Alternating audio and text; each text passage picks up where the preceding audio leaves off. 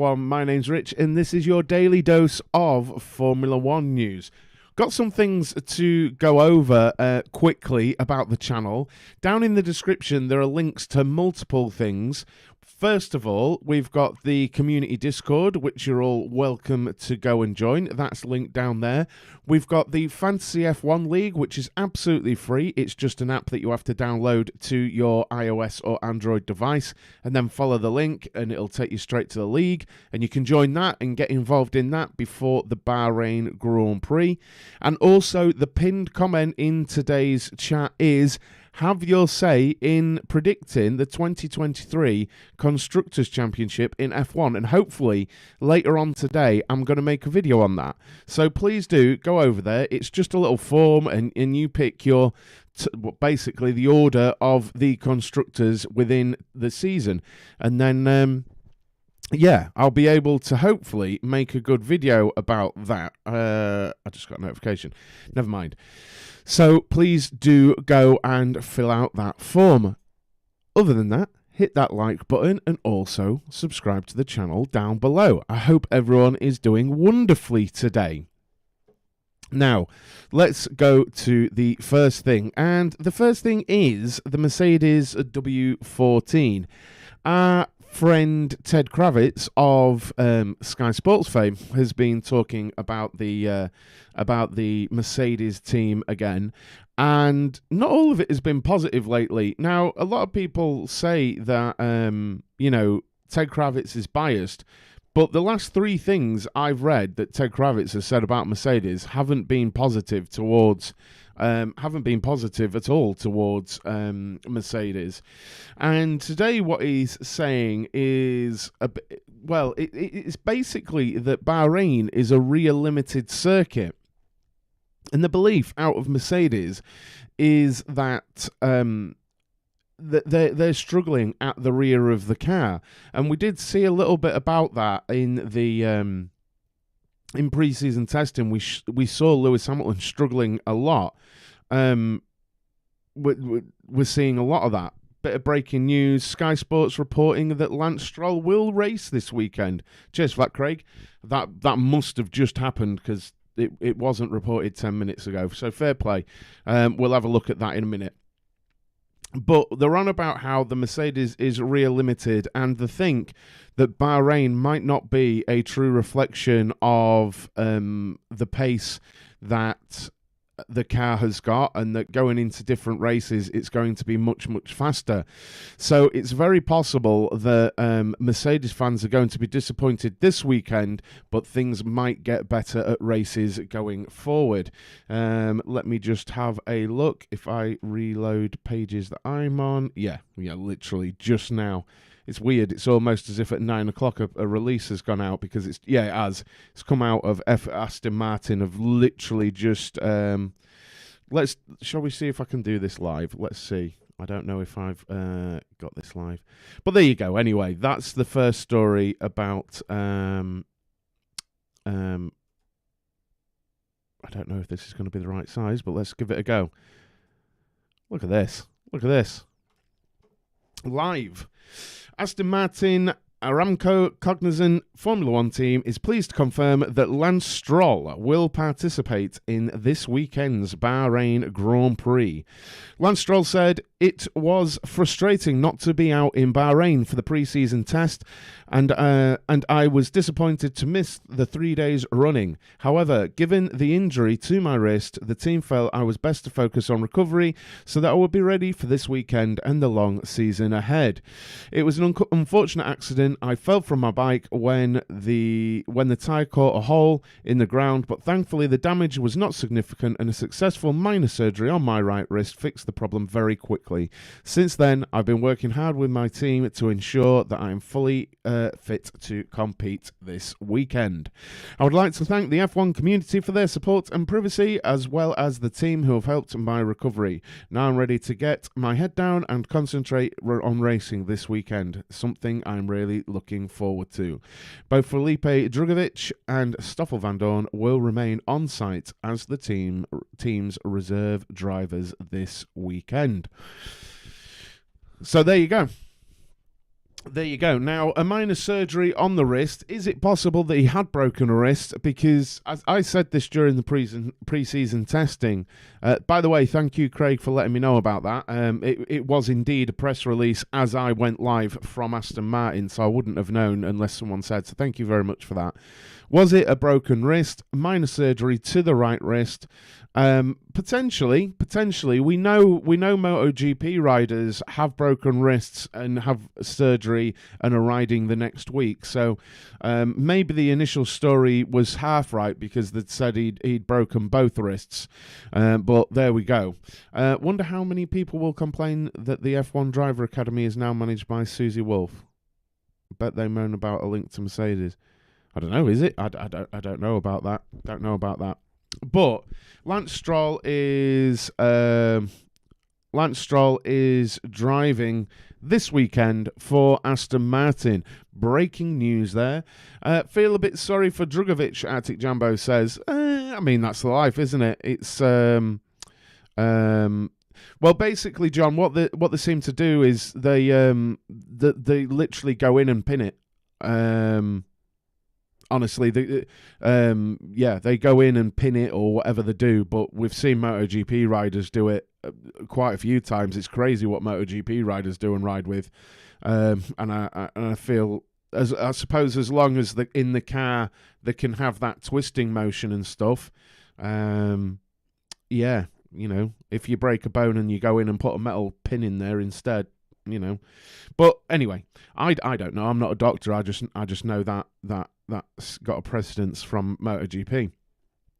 But there we are. That is the news. Lance Stroll is racing in the next Grand Prix. For them, broken legs, broken wrists, no bother leg, get on me bike. Well, they do, don't they, Rob? Which has sort of skewed my idea of what's possible with an injury, quite honestly. I get what you say now, John. Yeah, it's crazy. You'd think it'd take longer, right? But I don't know. But it's crazy. But anyway, there's Lance Stroll. Thank you for letting me know about that. Again, I wouldn't have known about that. So thank you very much for letting me know that we had some breaking news there. And we'll go right ahead. We've already spoken about those Mercedes cars being stronger, maybe at other races, and somewhat disappointing potentially in Bahrain. Now, Zak Brown. Now, what I do want to quickly say is that there isn't a great deal to talk about today, simply because I think there's a little bit of a pre-GP lull, and tomorrow I think loads will start appearing, for me to talk about around the watch-alongs and things like that. But the day before everything starts to kick off, I think I'm going to find that this season that it's a little bit of a lull while everyone's in transition and stuff. But Zak Brown has released a letter. I think the official time was around midnight. It came out, and in it, he talks about lots of stuff and the history of McLaren because it's the 60th year and what they're aiming to do and different things like that.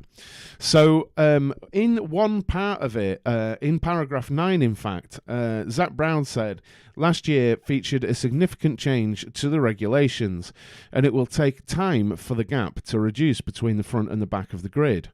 And the closeness of the competition will continue to be assisted by the budget cap. While it was disappointing to see breaches of the cap last year, everyone involved has learnt from the processes, and it's important to see the sport is moving forward in this regard. I trust there won't be a repeat of the financial breaches in 2023.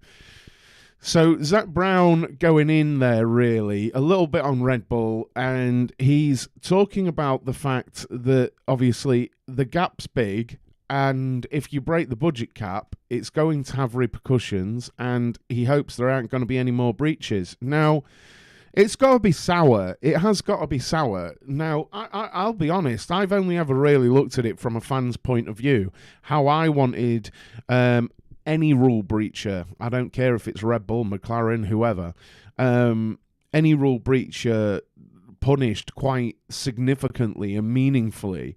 I never really thought about it from the stance of a McLaren or maybe an Alfa Romeo, who have at least stuck within the budget cap, and what they could have done with that extra cash to develop the car or facilities or things like that. And really, when you're in a position such as McLaren right now, it is kind of difficult, isn't it? Because they're looking way off.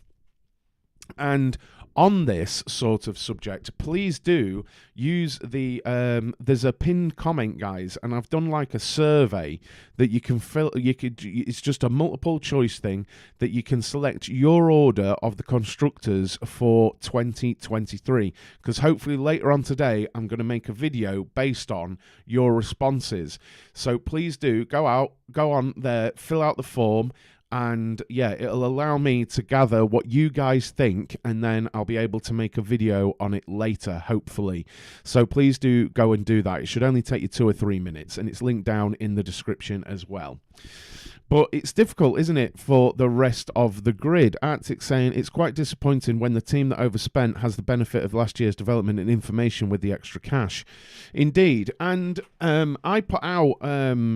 I'm going to talk about another thing, actually. Why not? I'm going to talk about another thing on top of this as well. That's the thing. How much is it going to impact? There are theories that the impact of the wind tunnel time is only going to be visible towards the end of the season.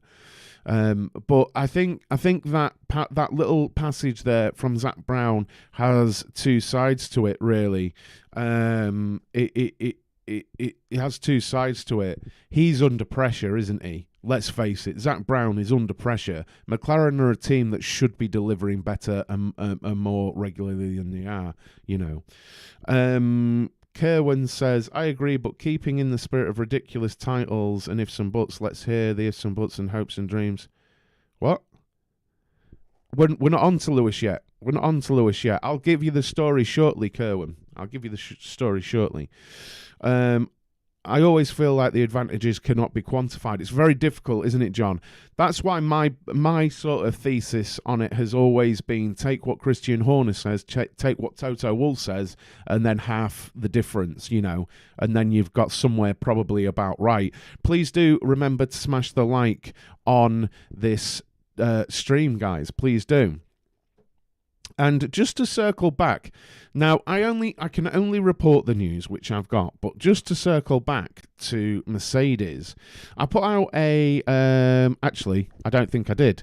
I didn't. Let's forget that, because there's a YouTube short coming out soon, so we'll forget about that. Now, onwards to really what is the title story of the day. And it's about this old boy here, Bernie Ecclestone. Now, I fully understand, actually, there's an entirely new generation of fan which will have no idea whatsoever who Bernie Ecclestone is, or what he's done, or anything like that, or why I would be reporting on him. Because it dawned on me just before I went live that if you like, I don't really like saying it, but if you like the whole Drive to Survive generation, they don't know who he is, I don't think. I don't think anyone knows who he is at all. So Bernie Ecclestone used to be in a used car salesman, then he went into Formula One, then he owned a team, then he owned Formula One. He banded all the teams together and things like this, then he owned Formula One, and he owned Formula One all the way through to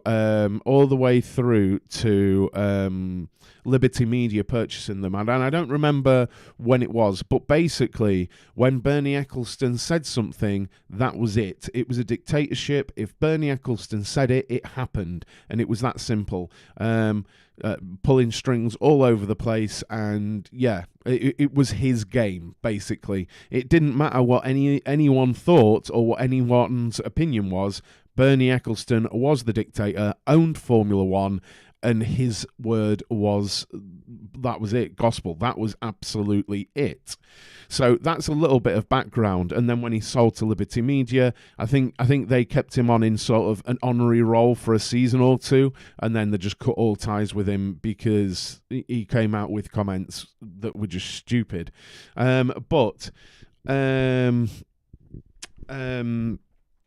These comments today are really going back to they're going back to 2000 and is it 2008? Yeah, 2008. So Bernie Ecclestone being 92, I feel like he's still quite sharp, but he does seem a little bit disconnected from reality sometimes.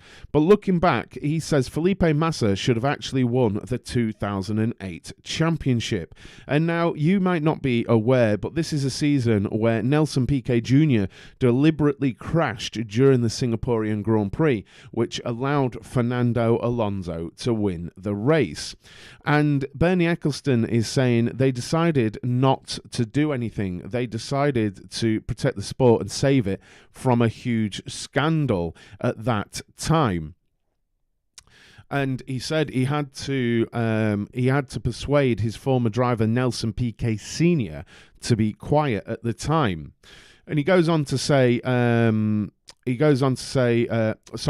the scandal had broken within 2008, Hamilton may ultimately have not been able to beat the Ferrari by the single point because of how it all finished.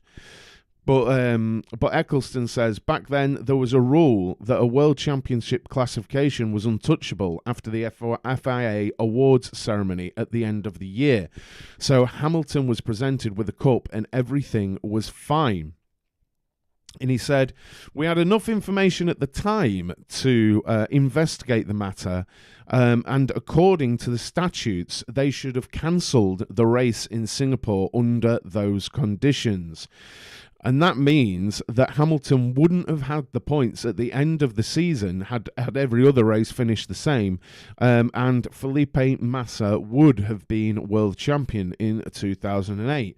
And he says he still feels sorry for Massa until this day. And he won it at his own race. So he won the final at his home race in Sao Paulo and did everything right. He was cheated of the title he deserved, while Hamilton had all the luck in the world and won his first championship. Today, I would have done things differently. That's why, to me, Michael Schumacher is the sole record world champion, even if the statistics say otherwise. What do we think to that? What do we think to that? So, Bernie Ecclestone said, I feel sorry for Massa. To this day, he won the final at his home race in Sao Paulo and did everything right.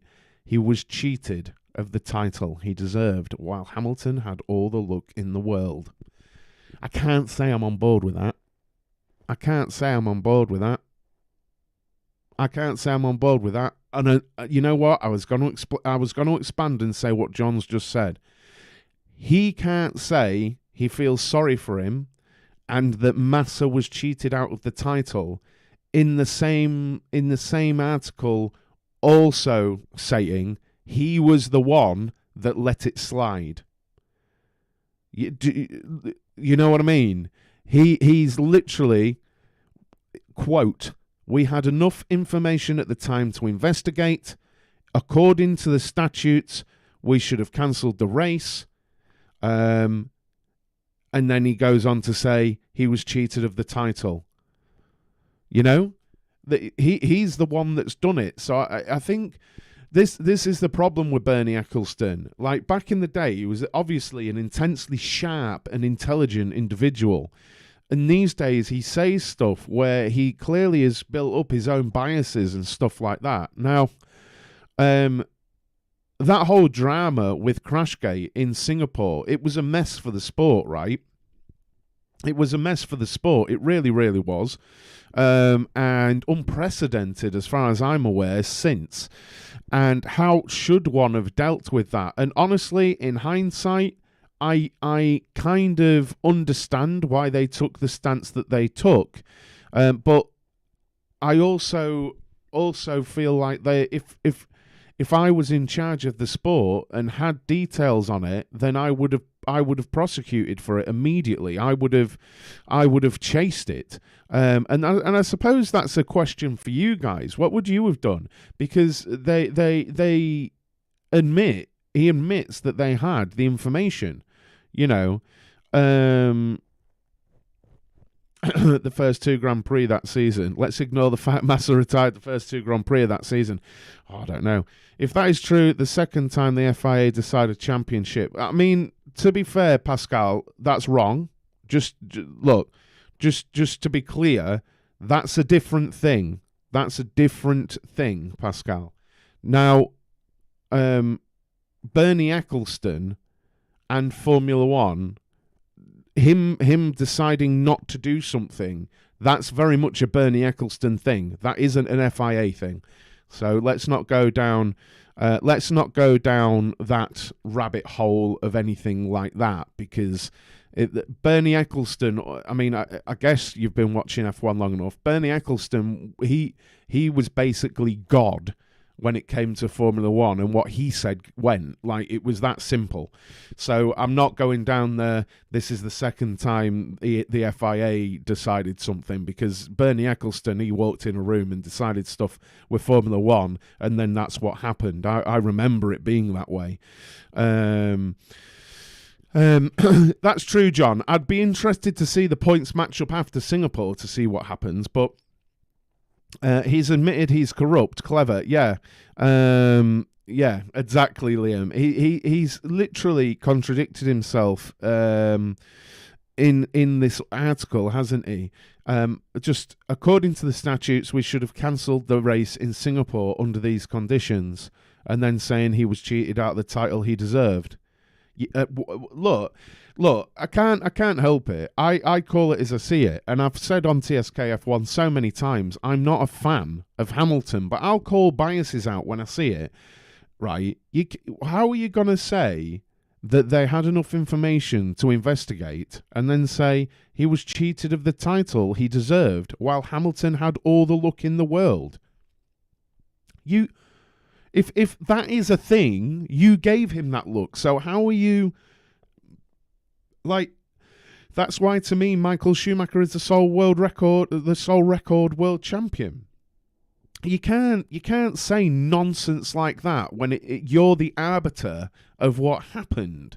You know, like, in the great scheme of things, if you look at the results, maybe it was wrong. You know, I don't know. I just read it and I thought, Bernie, you just need to stop talking. But part of me actually was thinking, doesn't he live in Brazil these days? And I'm wondering whether he's said these things just to sort of have a bit of, that's Bernie, he's a good lad in Brazil, you know. This live is nonsense. No need to prove anyone he is 7 times world. Slow Sports News, Karun. You need to be on time, mate, and listen to what I've said. This live is nonsense. It's not, is it? It's not. Tell me why it's nonsense, Karun. It's Bernie being Bernie. Let's create a bit of controversy and keep talking about him.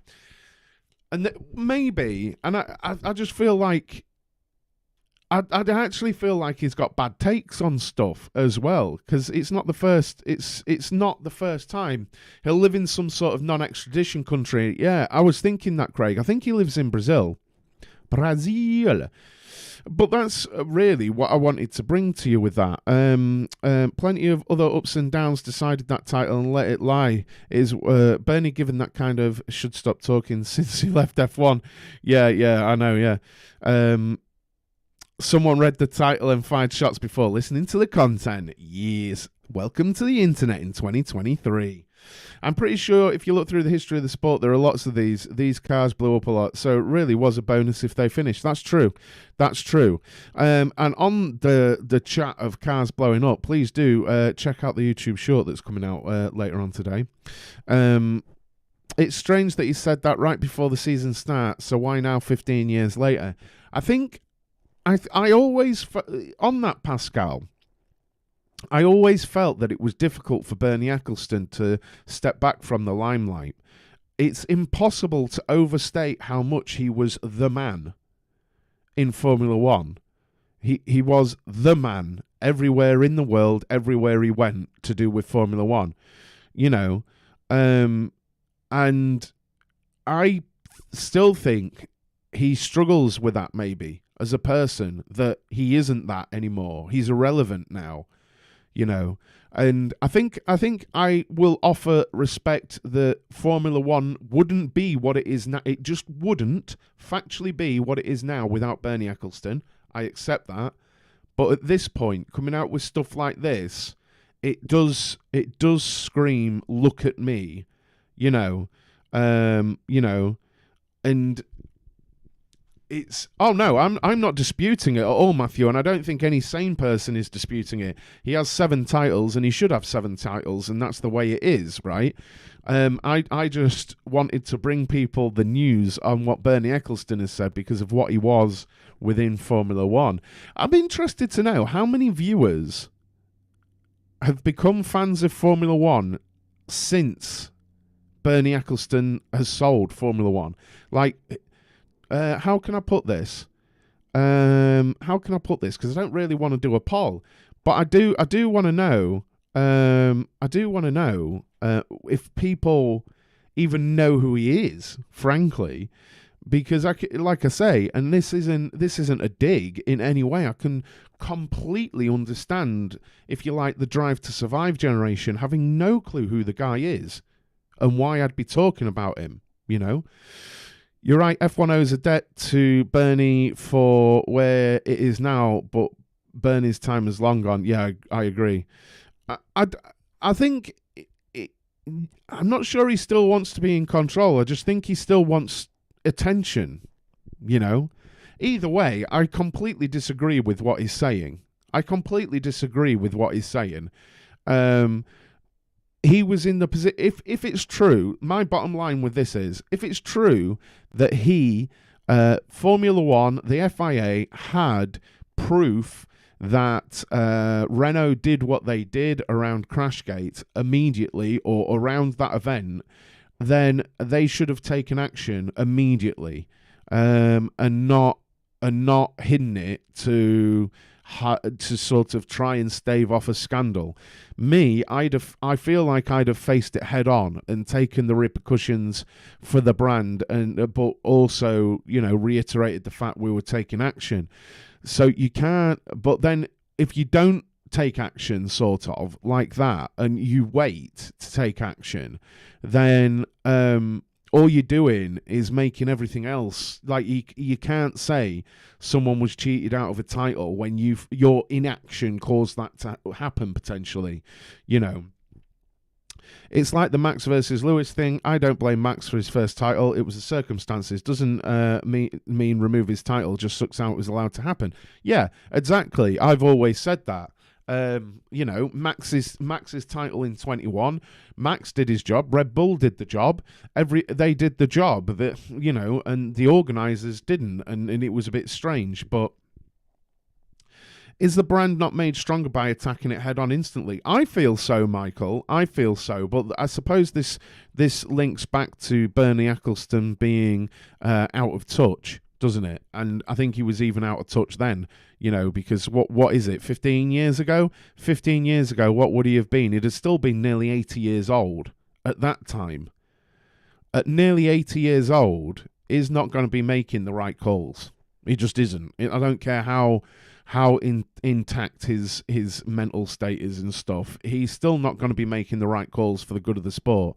He's still going to have good old days sort of views on stuff and how to handle things. So for me, I'd have attacked it head on, like it or lump it. How Red Bull's cost cap breach was dealt with. Honestly, the FIA approached it, looked at it, punished it.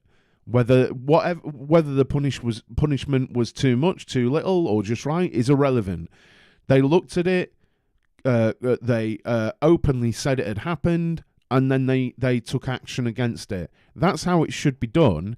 And if something in a race like that ever happens again, I want F1 and the FIA to approach that immediately and take the proper actions that they should, you know. But there we have it. I actually didn't think we'd be able to talk about Bernie Ecclestone for 15 minutes, but we managed it. Please do go to the link. Well, there's a few things, guys. Make sure you've hit the like on the stream. Please do. And also go to the pinned comment, because I want people to predict their 2023 Constructors' Championships for Formula One, because I'm going to use your responses to make a video later on today. So please, please, please do go and vote on that. It's just a little tick box thing, and it takes like 2 minutes. It doesn't take long at all. Please go and vote on it, because the more responses I get, the better the data and the better the video can be later on today. So please go and do that. Down in the description as well, you can also join our Formula One Fantasy League. Please do get signed up to that before qualifying in Bahrain. Yeah, it takes me back as well.